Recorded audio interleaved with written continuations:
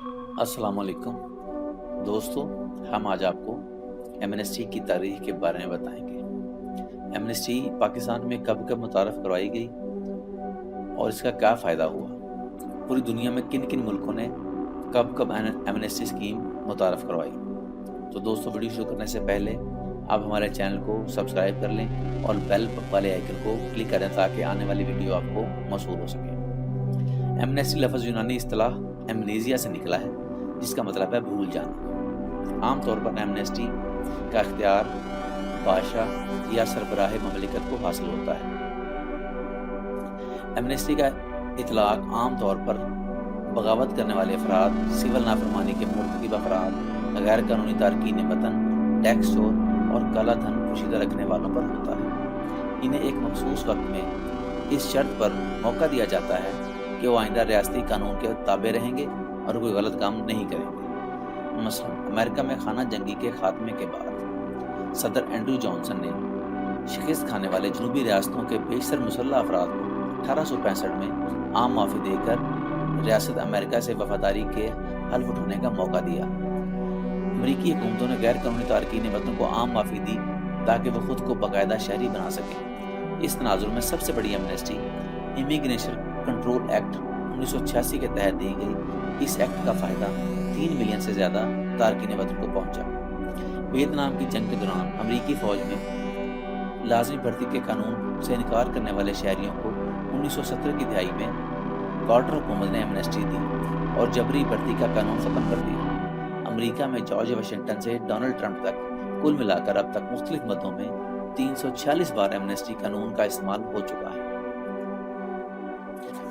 जनूबी अफ्रीका में समाज के मुख्तलिफ तबकात के मबैन कशीदगी के खात्मे के लिए मंडेला हुकूमत ने 1996 में ट्रुथ एंड रिकन्सिलिएशन का कमीशन बनाया और माजी के तमाम नस्ल परस्त इंतजामिया जो नस्ली फसादात में मुलव्विस थी, उन एहलकारों को मौका दिया कि वो इस कमीशन के सामने पेश हों और अपनी गलतियों का एतराफ़ करें और माफ़ी मांगें। जहाँ तक काले धन को रियायती टैक्स के ज़रिए सफ़ेद करने और इसके बाद टैक्स गोशवारे बाकायदगी से दाखिल करने के एवज़ टैक्स एमनेस्टी का मामला है, तो दुनिया के मुतअद्दिद तरक्की याफ्ता और तरक्की पज़ीर ममालिक टैक्स एमनेस्टी को मुतारफ़ करा चुके हैं। मसलन इंडोनेशिया में सन 1964 से सन 2017 तक 4 बार टैक्स एमनेस्टी दी जा चुकी है।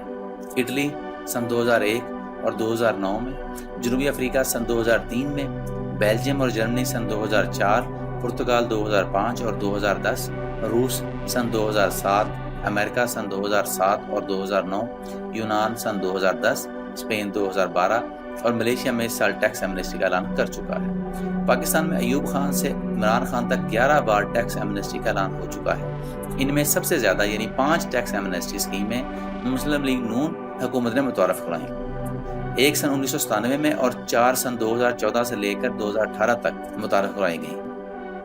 इन तमाम स्कीमों से पिछले 61 बरस के दौरान 250 से 275 अरब के दरमियान टैक्स जमा हुआ।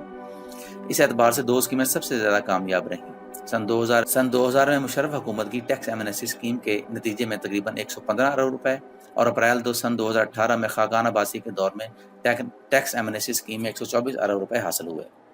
आमतौर पर रियासती जराइम, बगावत, तारकीन वतन और टैक्स चोरों को दी जाने वाली माफ़ी बुनियादी एतराज़ किया जाता है। लिहाजा अगर एमनेस्टी के नतीजे में अमन कायम हो जाए, लोग काला धन सफ़ेद सामने ले आएँ या पशेमानी ज़ाहिर करके कौमी धारे का हिस्सा बनने पर आमादा हो जाएं, तो उसमें बुराई क्या है।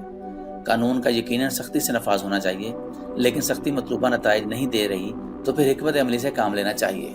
तो दोस्तों, अगर आपको हमारी वीडियो पसंद आई हो तो लाइक और शेयर जरूर कीजिए।